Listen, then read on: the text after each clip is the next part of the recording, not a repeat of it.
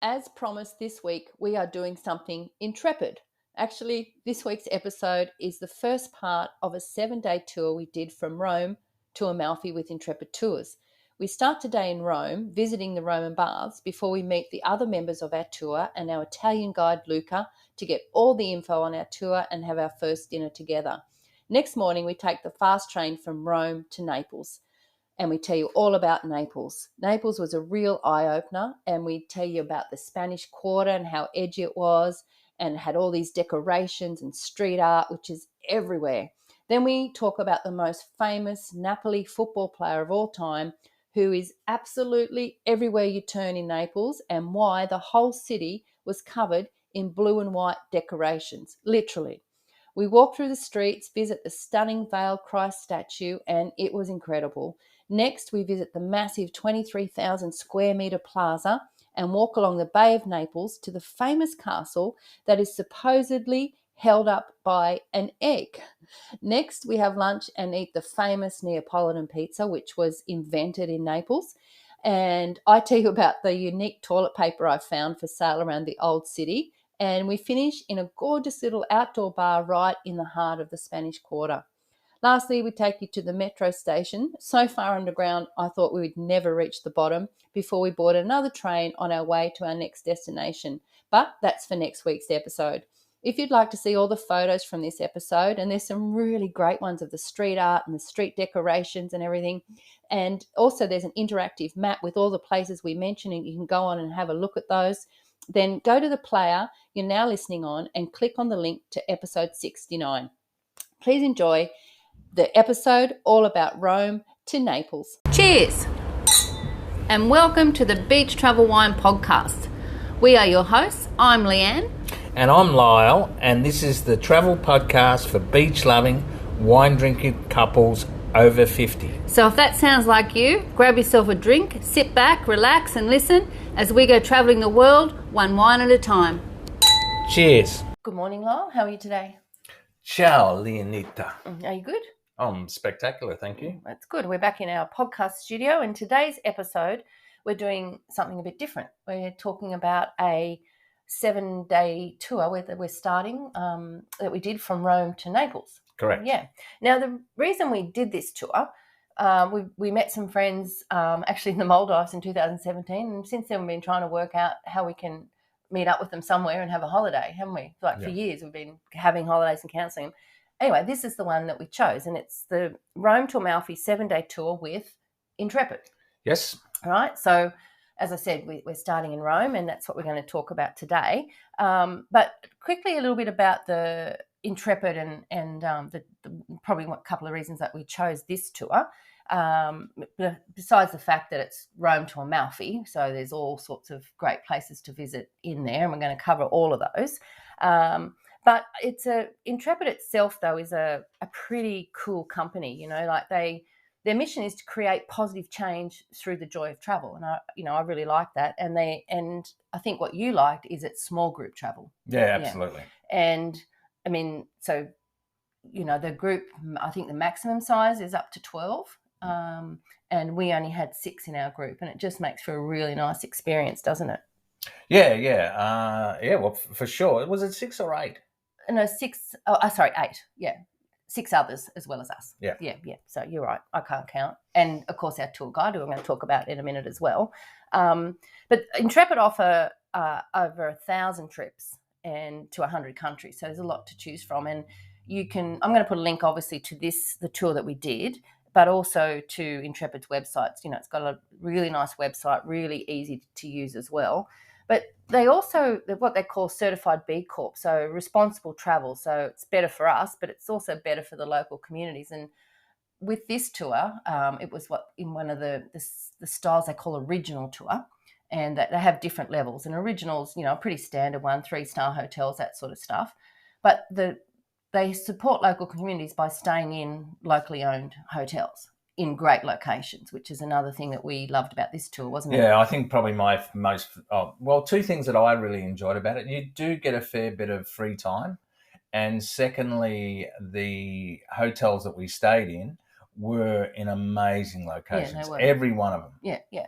So as I said, this was an original tour, but you can do a basics one, which is generally for the younger crowds, or you can do a comfort one, or even premium. So they have different levels. So, but this one suited us, and the description of the tour was very accurate too. It talked about like what you're going to do each day and how much walking was involved. And what they actually say about this one is the primary transport is by train. And you'll be responsible for your own luggage on and off the trains as well, and actually walking to the train stations. So they encourage you to pack light, but we'd already been in Italy for a while, so we had a bit of luggage. But it wasn't too much that we couldn't handle it. But there's no hiding the fact that you're going to be doing a lot of walking, and some of that's actually hiking as well. So we talk about that in some of our later episodes about this tour. So what happened is we'd been in Rome for a week already. Yes, correct. Yeah, Lyle just gave me a blank look. Yeah, when you said Rome, because I thought my thought was that we'd been in Italy for 7 weeks. Yeah. Okay, so when you said anyway. Yeah, so we'd been in Rome for a week, and this tour began in Rome at Hotel San Marco, I think it was called. So Correct. We checked out of our accommodation, and we went to the hotel quite early to check in, because obviously we had to check out early, and so we got a taxi over there, and they let us. Our room was ready, so we were able to check in, or we're just going to leave our luggage. Now, what the company suggests you do is you arrive to Rome, a day or two earlier, and check out some of the sites, the Colosseum, the Vatican, Trevi Fountain, all that stuff, which we did all that in the previous 7 days. Correct. And we've actually, this is episode 69, but if you go back to episodes 65 to 68, we cover all those things. But we had the afternoon to fill in before we met all our friends that we we were meeting up with, and the rest of the tour. So we decided we were going to go and check out, which was only a couple of blocks away, the Roman baths. So before we talk about how like meeting our friends and everything, let's tell people about that, because I reckon the Roman baths, I was really impressed. Like I'm glad we went and saw that. Yeah. Look, it's open from 11 till 6 p.m. It's only closed on Mondays. The baths of Diocletian, which is the public baths, named after the emperor and built from 298 to 306 AD, was the largest of the imperial baths. It was commissioned by Maximian upon his return to Rome, and was continued after his and Diocletian's abdication under Constantius, father of Constantine. So what we're going to tell you about, I was going to give you a bit of the history, is this massive Roman bath complex, which took in buildings and all the different pools, and we were able to walk through this, where it was, and it's still got some of the baths there and the big halls and all that sort of stuff. Yeah. Oh, it was huge. Yeah. It really was. Look, the water supply was provided by the Aqua Marcia, an aqueduct that has long served the city of Rome since the early 2nd century. The baths remained in use until the siege of Rome in 1537, when the Ostrogothic king Vitiges cut off the aqueduct. Oh, maybe that's a bit. The enclosure of the baths complex took up to 13 hectares or 32 acres. So it's big. It's huge. Yeah. These in turn connected to circular halls. One of them is now the Church of San Bernardo. Yes. San Bernardo. The other is visible at the start of the Via del Viminale. Yeah, it is. It's this round sort of building there. Yeah, right there. The central block of the baths was 280 metres or 910 feet by 160 metres or 520 feet. So that's huge. Yeah, it is. It's basically 10.85 acres. And huge, big, high dome ceilings as well, like massive. Yeah, look, the centre, it's best to say that there was 3 different pools, right? Yeah. There was the cold pool. Yeah. There was what they call the tepid pool. Yes. Which was warm water, and then you had the hot water pool. Now, so they were doing ice baths back then before all the people are discovering it today. Yeah. So and there was like a swimming one as well. Yeah, well, that was the cold pool. Oh, okay. Yeah, okay. Sorry. And they generally went to the cold pool either after they'd been to the hot pool or to After exercise? exercise. Yeah, So yeah. there was also gymnasiums, Yeah. huge gymnasiums. There were steam rooms. Yeah. There were saunas. Okay. And they had separate women and men's, didn't they? They did. Well, yes, they did. They had Or separate segregated, segregated men and women. And but if they didn't have the facilities for the segregation, good job. They had different time periods. Yeah, okay. Kids weren't allowed. Okay. And they didn't use soap. They used oil to wash themselves. So, and then they'd scrape off the oil with a tool that was either metal or bone. And all levels of society mingled together. Yeah, and it was pretty cheap, so they did it quite often. But the problem was that there was no chemical, I suppose, disinfectant. So, I think it might have been a bit lucky whether you got sick or you didn't get sick. But it was a really common thing. Did the water turn purple when they peed? I didn't read that, and I didn't try. Maybe that's where that started. But I think the thing about it too was these particular baths were like everything the Romans did or the emperors did. They designed them architecturally, and their decoration was to show the prestige and the wealth of all the the big actual domes emperors. And the things were covered in marble. It was all marbles, and the actual pool, the bottoms of the pool were all beautiful mosaics and that sort of thing. So when you go into this area that we went to, obviously we didn't go to the whole how many acres that was.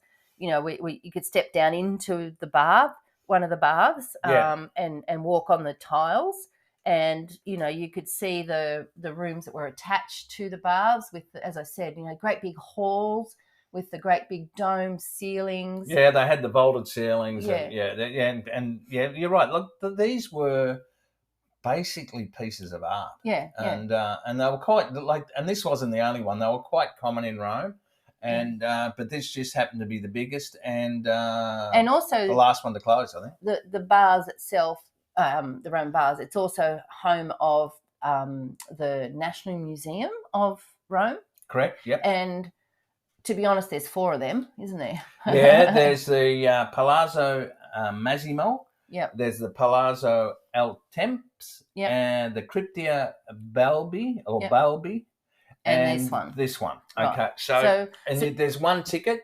Yes. You purchase one ticket and you can go to all of them. Yeah. Oh, I see. But the museum, you think it's actually was part of the baths because it had, as you said, like Michelangelo's. The cloister of Michelangelo. Yeah. So the cloister of the chart house of the Church of Santa Maria degli Angeli e dei Martiri, often referred to as Michelangelo's cloister, as he was tasked by the Pope with transforming the baths into a church and charter house. Now, what charter house? Basically, monastery. Yeah. Okay. Now, So when we walked in, the first thing you're in the rooms, but then you walk outside and there's this huge courtyard. Yeah. It's surrounded on 4 sides by what they call the cloister. The cloister, which is basically undercover walkways. Yeah, and they're held up by colonnades, so it's pretty impressive. Yeah, and all around the edge of this are statues and things that they've what are the words? Excavated from different baths around Rome.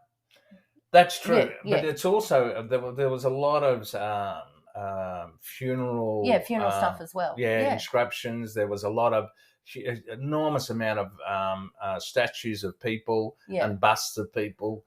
I've got some really nice photos of the baths, but also of this cloister, and there was some big statues of animal heads. And they found those back, I think, in the 1500s. And they were all around Trajan's column. Oh, so that's not that far away. Down at Trajan's Forum. Nothing's that far away. Yeah, nothing's that far away. Yeah. So I think that, there was sarcophagus. There was, so and all the sarcophagus have got relief, and it's all about the person who died. So the story life, and that sort of thing. So it was and we saw that first. So we went in there and thought, oh, this is impressive, and that and it was. Well, at first we weren't sure whether this was part of the baths or not. So we didn't really know. But as it turned out, this obviously came after the bars when the bars were no longer being used. So the Catholics or the Pope's come in and said to Michelangelo, look, we need to take it away from the bars and make it more for the religious reasons. And one other thing we saw there before we move on back to our tour was like a museum of writing, wasn't it? Yeah, you know? And look, they have the first writing ever there, didn't they? That's right. And it was like writing through the ages, and that was really fascinating. Yeah. So what they call that's the epigraphic section. Yeah. Which is the study of inscriptions. Yeah. Over 10,000 or something. Yeah. There's 10,000 inscriptions, and as Lan said, that one of the inscriptions that we actually, when we were going through it, was the first known inscription writing. Yeah. So that was pretty cool. Yeah. So we highly recommend going to that as well. And I'm so glad we had that. We moved over to this other hotel because we probably wouldn't have gone to the Roman baths and, hadn't really heard about it. But it was fascinating. Is there anything else you want to tell us about that before we move on? I was just amazed with how advanced they were in, whether it be steam rooms, and you actually can see the lead piping where the water used to come through. And you've got a little summary of the bars, haven't you? Yeah, well, we've pretty much talked about that. Right, so, okay. All right. Well, we will go back to our hotel and meet up with our other tour guests. Yeah, looking forward to it. So after having a great afternoon wandering around the Roman baths, it was quite hot. I remember. Really hot. It was a hot day. I was wishing the bars actually had water in them. I remember saying that. And we headed back to our hotel to meet the rest of the people that we were going to be traveling with for the next week. Now, we, as I said, had two friends that we were traveling with. Annie and Wayne. Yeah, so we met up with them, and they'd been doing another tour, in other parts of Europe. And so, we had a nice meet up with them, and I think we had a cold beer, and sure did. We were supposed to meet at 6:00, and so we were sort of sitting down in the foyer area, and everyone else sort of joined us there, and we're all a bit, no one said too much. Hello, how you going? But our new friends, so we got Wayne and Anne, and then we had Lynn and Cassia. They were a mum and daughter from the UK. Correct. Yes, and I know that they're going to be listening, as are Christy and Mandy, which are two other fellow Aussies. Yeah. Yep. So hello to everybody. It's exciting. Yeah. Hello, Intrepid Playmates. Yeah. So we all met there with our guide, a very tall, passionate local Italian called Luca. Yes, good description. Perfect description. Yeah. He's very handsome, by the way. Yeah, young guy and just full of enthusiasm. So we all met, and Lucas sort of, chatted to us and gave us an overview. Because I think there's a couple of us, want to know all the details. What time this and what time that, and so what Luca did is he started a WhatsApp group, and he would put all the details of the next day or what we were doing on that, so you could refer to it. Which was perfect. Yeah, it was great. Worked really well. When I could work out how to join the group, but that, that's another. There's lots of young people could help me with that. So so we're all there together, which was nice on the group. So, but so we got an overview, got our WhatsApp group going, and then we headed to dinner, and we only just went around the corner, because one of the questions I asked all the time is, how far is it? And I guess the reason I need to know, for me, is I've got a bit of a dicky leg, and it depends what shoes I'm going to wear, how far we're walking, and that sort of and if I have in my mind it's a kilometre, then I know it's a kilometre, rather than not knowing where we're going. So he said it's not far, and he was right, just around the corner. Yeah, it wasn't far at all. Yeah, and it was a really nice restaurant, and we all ordered what we wanted, and started sort of chatting amongst ourselves. But one of the things I know this is just such a small thing, but I really enjoyed it, because we just spent 7 weeks doing everything, organised our whole itinerary. Correct.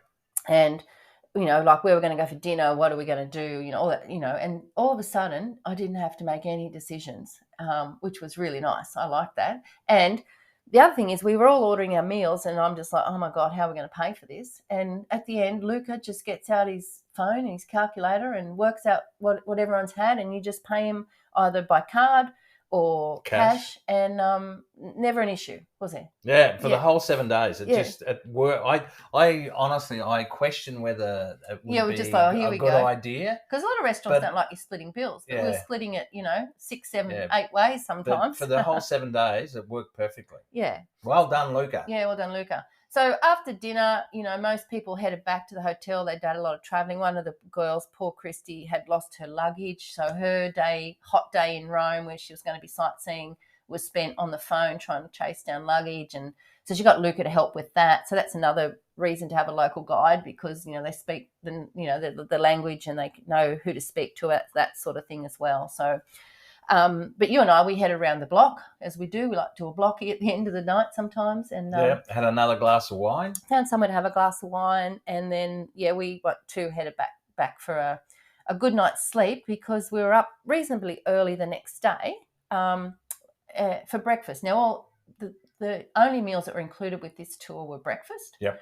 I have to say some brekkies were, so-so. Some were pretty good. But you always got, like a juice, maybe some fruit, a cup of coffee or tea if you want that. And there was always a croissant or a pastry, or, sometimes some cooked eggs and things. So it was always... Yeah, but we're pretty lucky because we don't normally eat breakfast anyway. No, so but it's nice not to a big start deal. The day. Yeah, as long as we got a coffee and as you said, maybe something, a croissant or some fruit. We were pretty happy with the breakfast. Put a few muffins in my handbag or something. Leanne does do that, yes. Compulsive. That's very compulsive of Leanne. I did. So we meet for breakfast, and then we had to, I don't remember what time it was, probably, 9 o'clock or something. Yeah, it wasn't that early. No, it was that, and that was another good thing with this tour. Yeah. There was very few mornings that we had to be up really early and rushing to get out on our day. No, that's right. Because we've done other tours where you've done that, and it gets really tiring. But this was... Well, the other side of it too, that's the other advantage of having the small numbers on the tour. Yes. Because... it's less time to get organised. Yeah, it's so much less time to get organised. And I think too, because it's a small tour, maybe people are more conscious about being on time. Yeah, that's true. So we headed...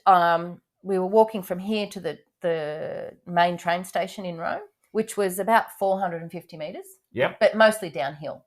And but you are taking your suitcase with you. So and once again, it was so good because Luca, I mean, he walks fast, so he took off a fair bit, and I don't think he realised he had some oldies with him, but, eventually he slowed down. We all sort of chatted and made our way. But I didn't have to find what train we're going on or any of that stuff, how it makes me a bit anxious to make sure we're in the right place and, find the platform. Luca did all of that. He handed us our I think tickets. part of that too is that because we hadn't seen Wayne and Anne for so long, we were probably more interested in trying to catch up and chat and whatever. Yeah.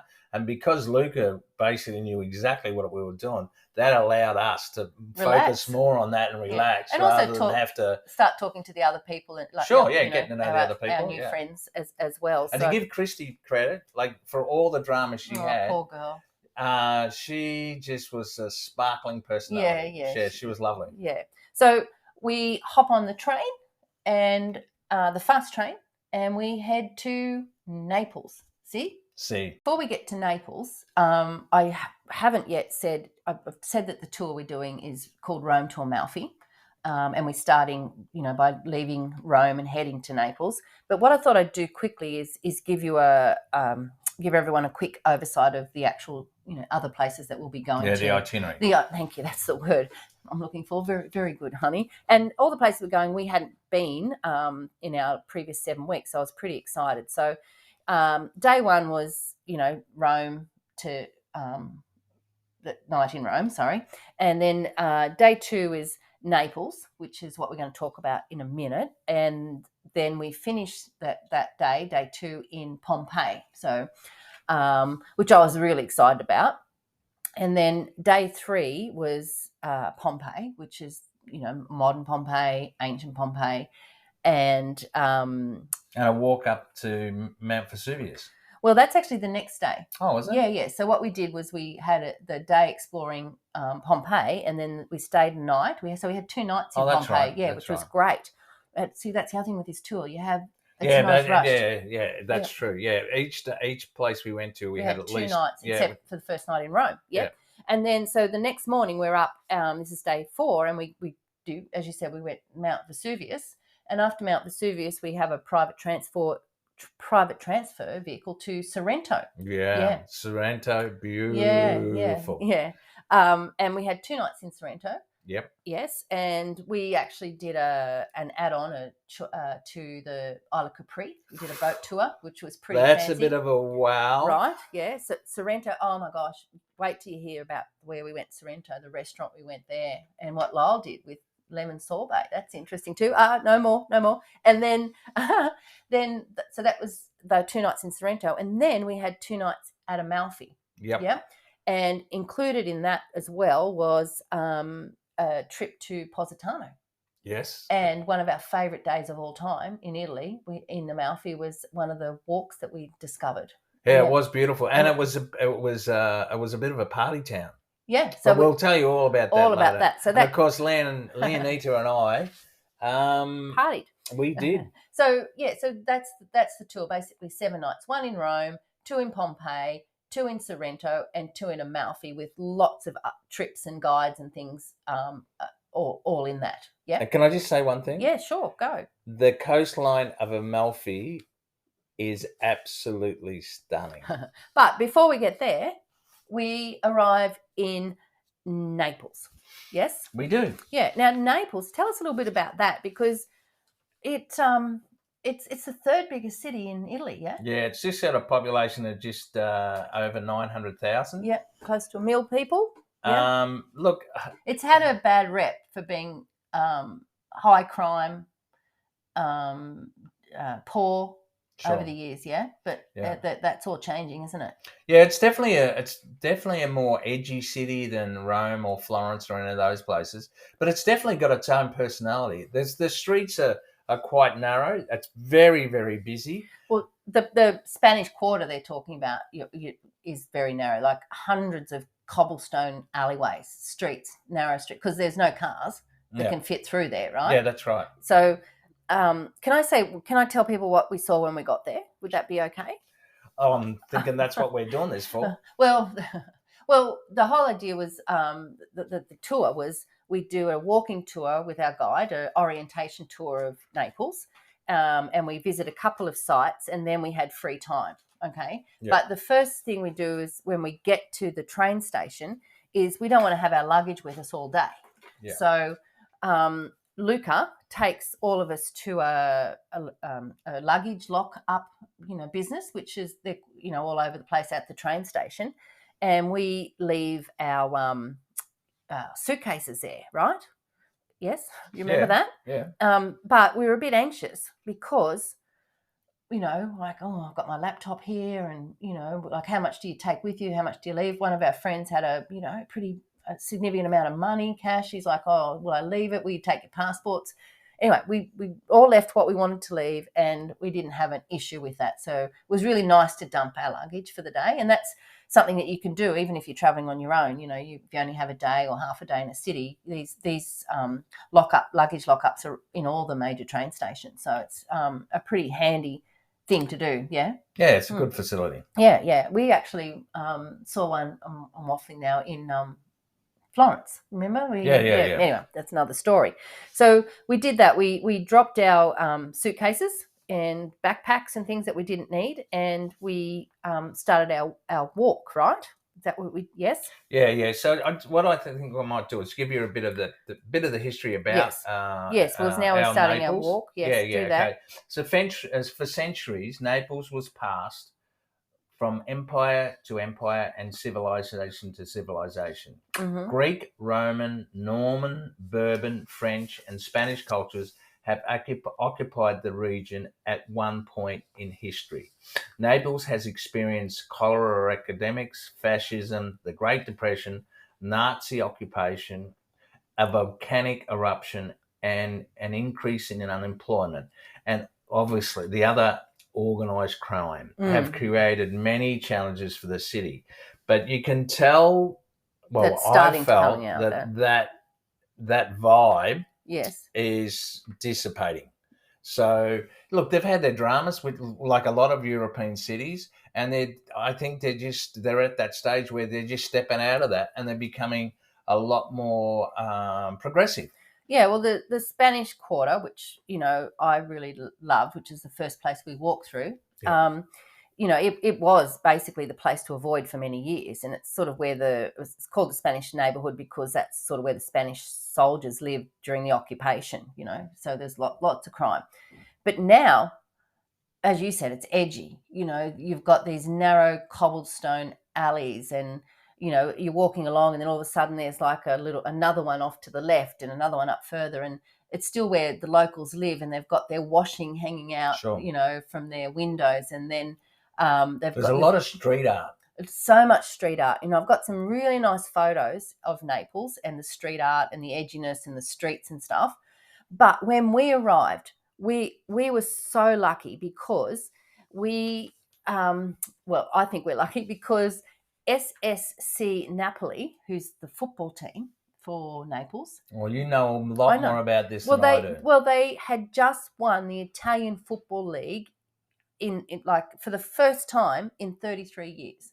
And like football is a religion to these people. Their most famous player ever was Maradona. So right? He wasn't Italian. No, he was, but he played for them when in their peak years, and while he played for them, Napoli won 2 titles, so they hadn't won since then, and so Maradona is considered a patron saint by the football Man City, and Maradona's name, you could not walk around these cobblestone streets without seeing a football shirt with Maradona, a photo of Maradona, street art of Maradona. There was a guy, remember there was a guy with his number 10, and he actually had a wig on like Maradona, and they're playing football in the street. They were. And then at one stage there was also another, a picture, or what do they call it? A cutout. Yeah, a cutout of Maradona. So, and Len actually took a photo of me standing next to that particular cutout. Yeah. Like it's insane how much they love him. And then besides that, the Napoli team colours are blue and white. Besides all the normal bunting and all the decoration, these cobblestone streets, they literally had every street was just this mass of blue and white, from streamers to plastic streamers to bunting to football shirts to flags, these big painted signs. It was everywhere. Yeah, it certainly gave it a very, very exciting atmosphere. Yeah. And because I love football, I just thought it was amazing. And I got some awesome photos. So sure. Make sure you go to our website at beachtravelwine.com, episode 69, to see the cobblestone streets and the bunting and the street art. And what about the toilet paper? Yeah, well, I was just going to come to that. But that just made me fall in love with Naples. I'm just like... Yeah, you did. You were instantaneous. I just wanted to walk down the streets. You were infatuated by it. I did. I wanted to walk down that street. And there's another... And the shops, they got these funky little shops and the little pizza places, and... you could tell it's where the locals gathered, and I liked it because it was so different to all the pristine stuff. It just felt so authentic and edgy. I really wanted to spend more time there. And if we went back to Italy, I would like to have a night or two there just to explore a little bit more. But yeah, one of the stores or quite a few of the stores sold toilet paper.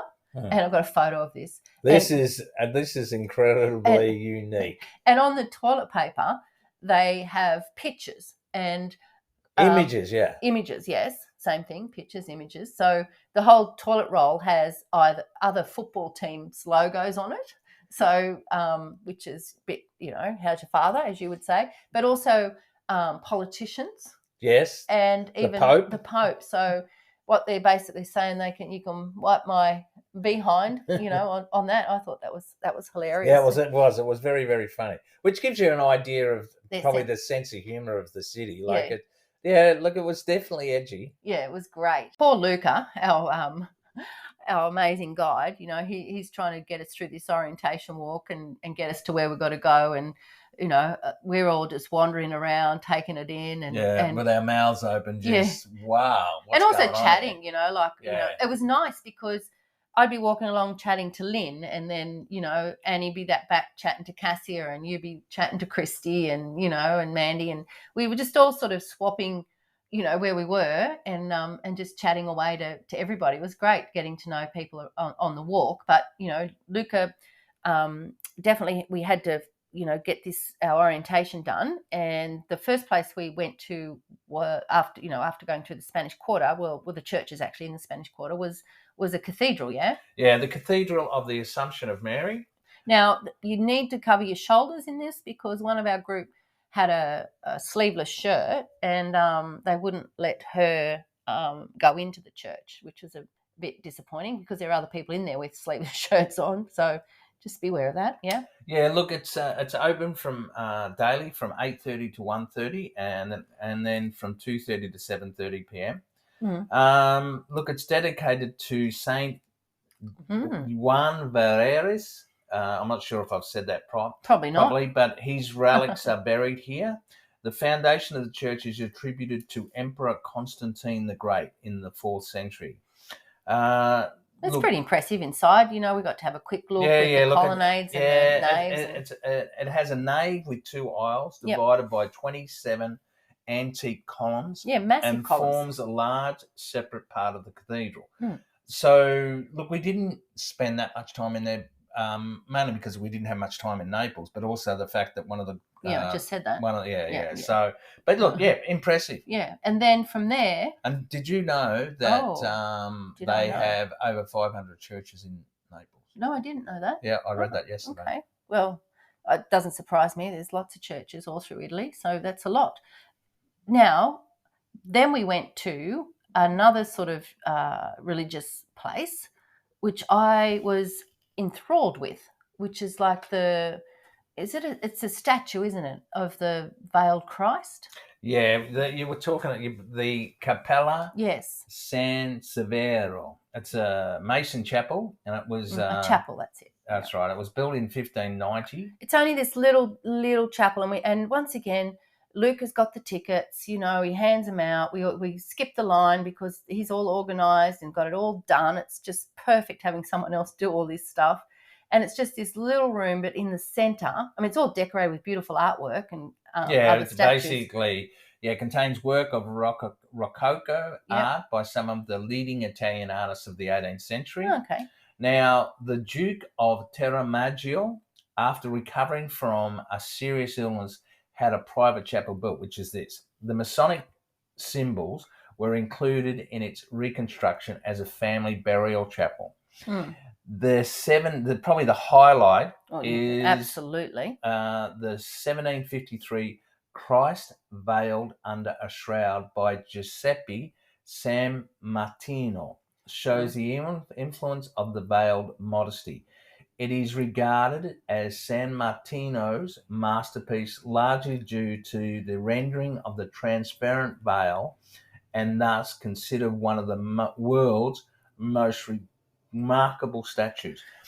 Well, Leanne, you give me your impression of it, and then I'll give mine. Okay, well, it's in the centre of the chapel, and it's lying down.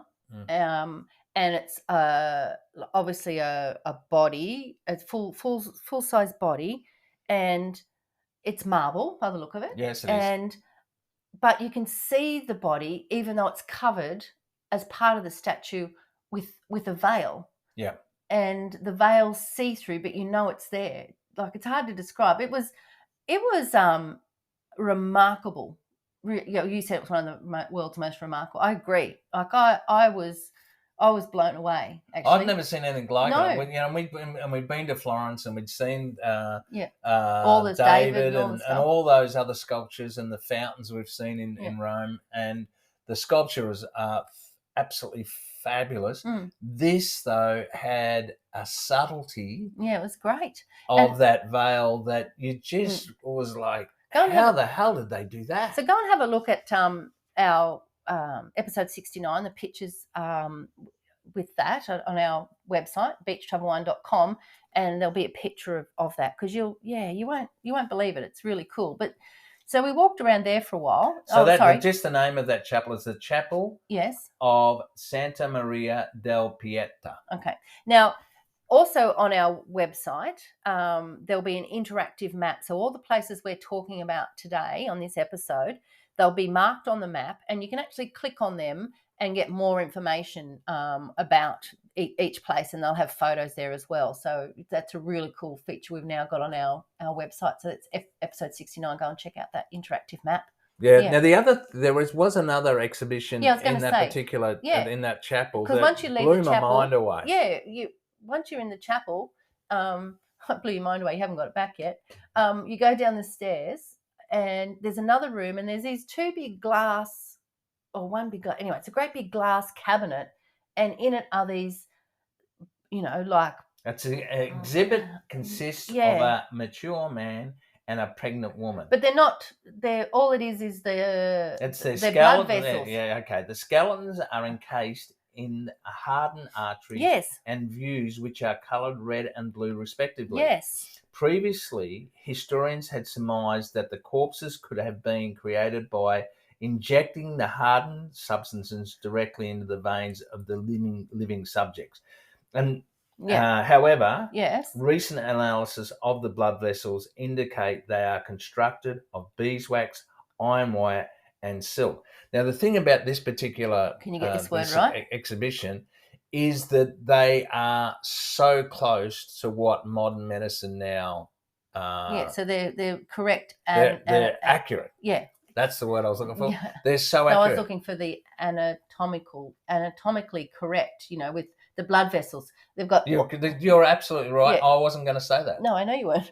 But you've got the arm, but all it is all the veins and arteries of the arm. Yeah, with the skeletons underneath it. Like, it's incredibly. It takes you back. You think, it's a bit. Wow, what is that? That was done. That exhibit was built. Yeah. In 1760. Yeah. So 500 years ago. So that just shows you how much they knew about the human anatomy back in the day. Correct. They knew a whole lot of stuff, didn't they? But then, all right, we were hungry. Time for lunch. And what are you going to eat when you're in Naples, hey? For lunch? Well, you're going to have a Neapolitan pizza. Because why? Because it was invented in Naples. There you go. So the home of pizza we're in. Yeah, and look, the ingredients. What's so special about the Neapolitan pizza is that it was obviously made because it was a cheap way to eat back in the day, because it was just wheat and the local tomatoes, which were famous. Yeah, so basically it's fresh basil. Yes. Mozzarella cheese. Yes. Olive oil. Yes. And the magnificent San Marzano tomatoes. And they say that the tomatoes are so beautiful because they're actually grown in the volcanic soil from Mount Vesuvius. Oh, I see. Okay, so that's what it is. Yep. And these we've actually listened to or watched I was just about to say there's a series on ABC in Australian television. It's set back in 2021, I think it is, by an American actor called Stanley Tucci, and he goes around different food regions in Italy. And the one on Napoli is one of my favourites. He really gets out and talks about how the pizza's made and talks to the locals about growing the tomatoes and it's really informative. Yeah, and it also shows those cobblestone streets in the Spanish Quarter that we're talking about as well. So we all gathered for pizza lunch. Yep. And a beer on a hot day. Oh my gosh, yes. And it was great. But interestingly, in Italy, you very rarely get a pizza come out that's cut in slices. Sliced, yeah. Yeah, because you're supposed to eat it with a knife and fork. Correct, because it's so hot. But the problem is, when you've got 8 people, like 2-3 people sharing a pizza, you still got to cut it up. Anyway. Yeah, we found that a little bit strange, but in my research yesterday, you're supposed to use a knife and fork. Yeah, so there's lots of places to buy pizza around this Spanish Quarter area that we were at. And I think because it's it's so well known that the Neapolitan pizza is Naples created. It was beautiful. It It was really, really was nice. It was delicious. After lunch, Luca did his magic thing again with all the money, and we to pay for lunch. To pay for lunch, yeah.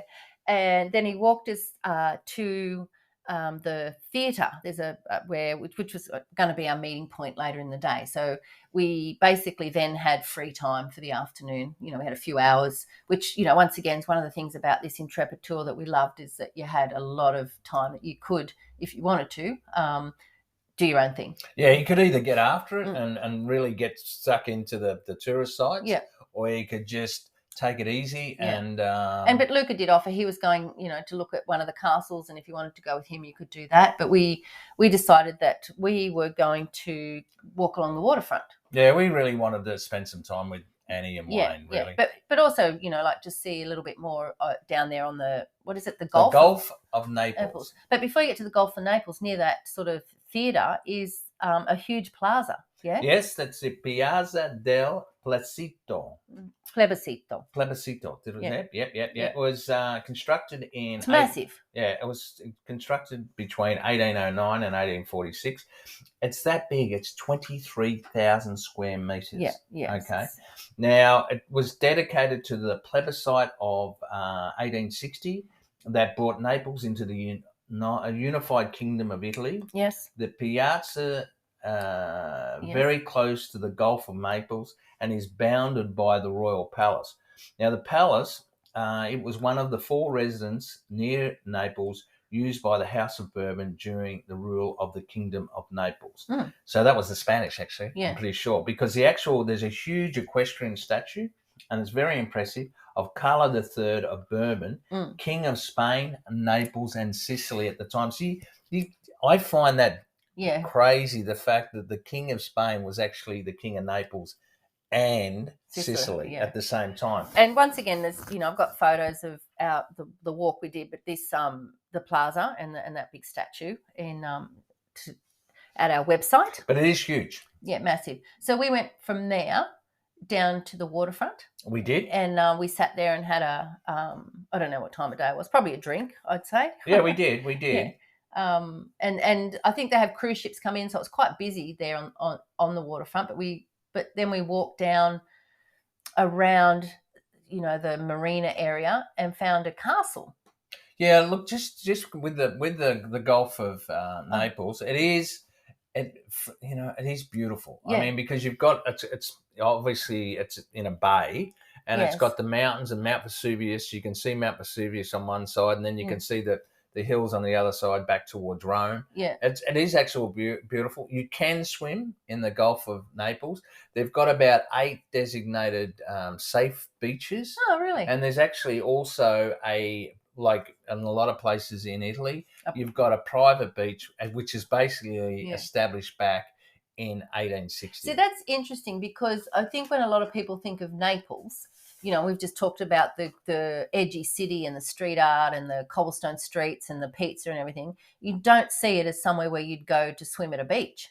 But it is on the water, obviously, because it's a port city. Now, that private beach is the Bagnole Alana, which boasts a splendid location adjacent to the 17th century Palazzo Don Anna in Posillipo. I'm sure everyone's since 1840 appreciated that exact location. I just thought I've got it. So can you tell me though about because we walked down there? Oh, okay. You want to talk about the castle? Well, there's 2 castles, but the one we went to has something about an egg.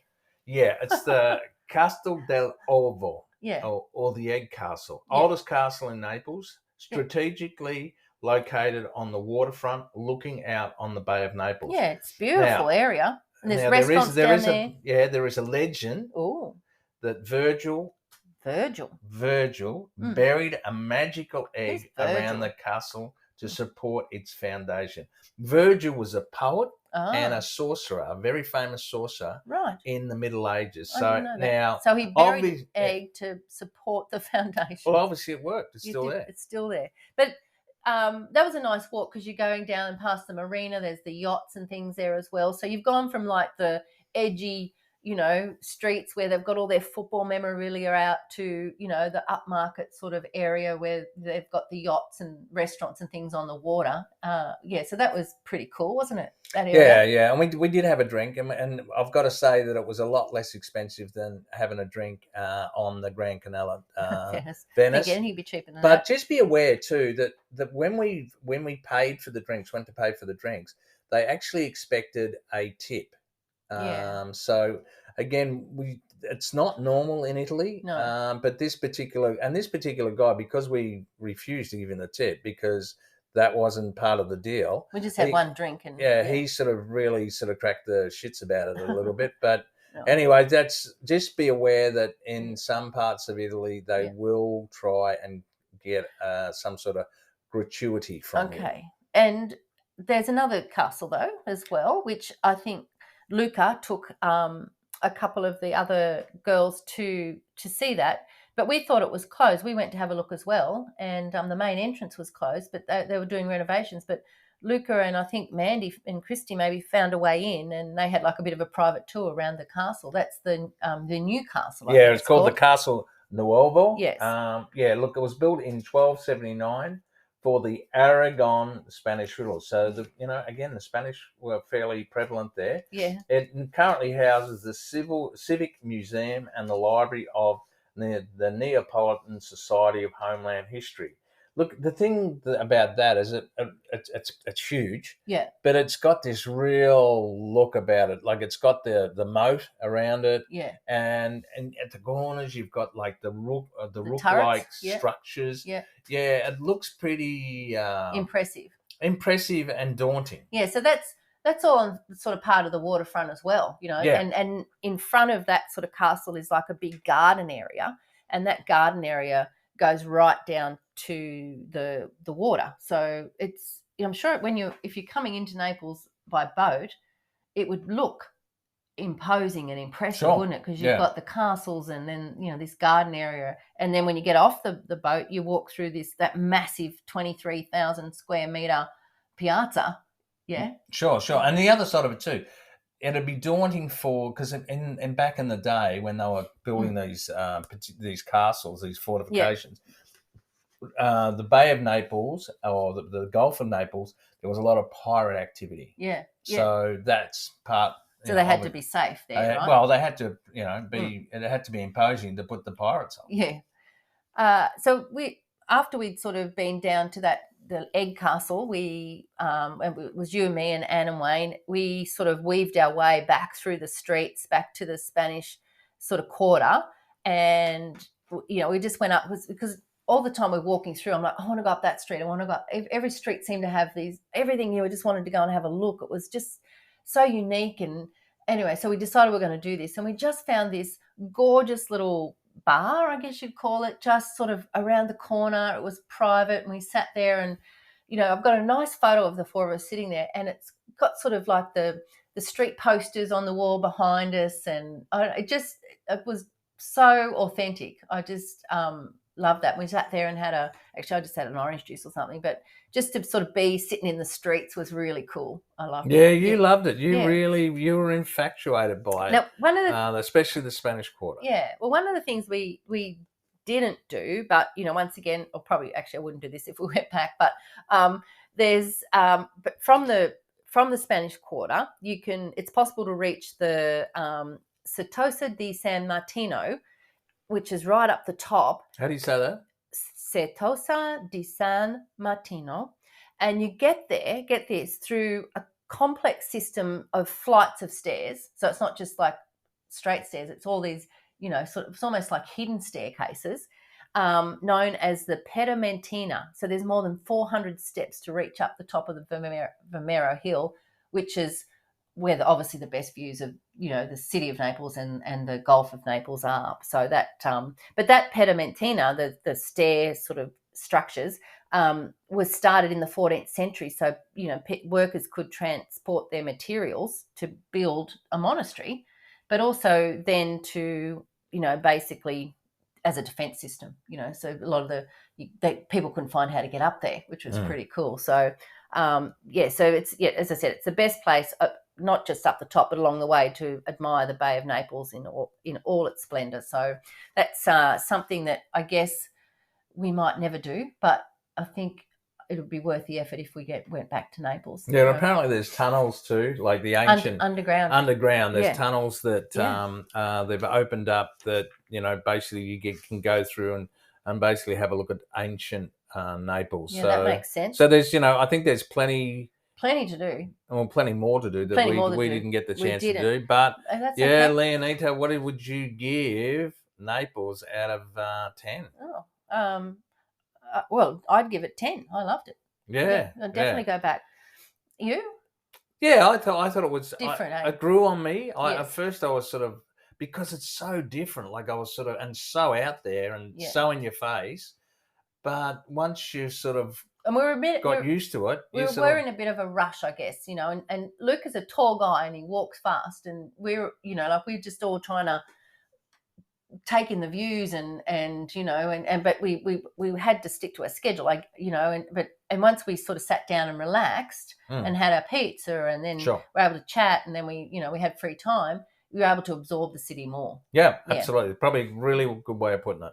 So just to finish off this episode, after we all had a meeting place, I think it was 4:00 we met back, and instead of walking all the way back through the Spanish Quarter in the old city, the main road in Naples is called Via Toledo.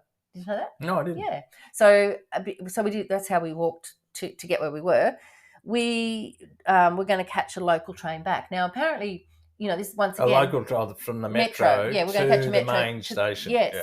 So, and this is one of the things about this tour. You're using the local infrastructure, and it did say it's a lot of trains, and so, but this train station, this metro train station, I didn't think we could go down any further.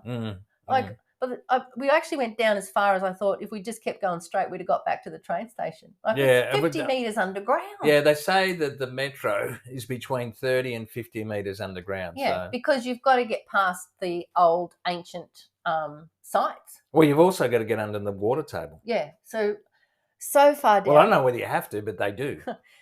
And we eventually get down to where, the platform, and it's the widest train station platform I've ever seen. Normally you're right on the edge and the track's there. Do you remember that? I sort of don't. Okay, sort of don't. Anyway, well, it was massive. So we hopped on the metro and we headed back to the main train station, the Napoli Centrale, and went and picked up our luggage, which luckily all our goodies were still there. Yes. Sure. And then we had to catch another train off for our next adventure to Pompeii. Now that's next episode. Oh my God, Pompeii.